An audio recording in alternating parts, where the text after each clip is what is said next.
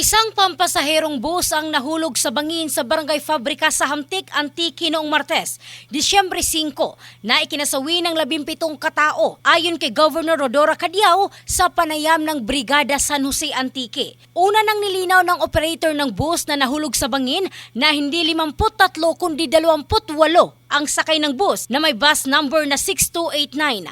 Galing ng Iloilo ang bus at papuntang Kulasi Antique nang mahulog ito sa bangin. Ito rin ang kinumpirma ng pamalaang panlalawigan ng Antique, Provincial Disaster Risk Reduction and Management Office at Antique Police sa joint press conference na kanilang isinagawa umaga ng Miyerkules, Disyembre 6. Napag-alaman na huling nakuha ang mga bangkay ng driver at inspector dahil naipit ito sa bus. Dagdag ng PDRRMO sa 28 sakay ng bus.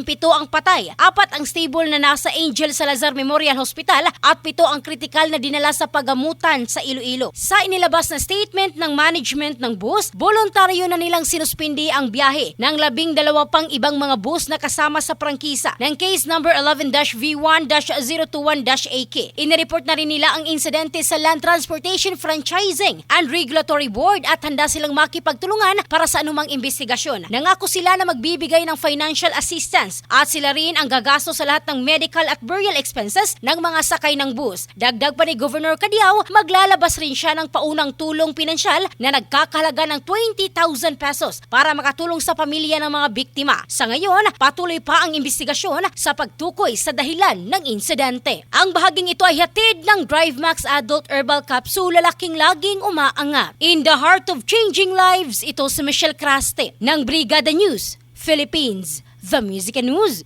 Authority.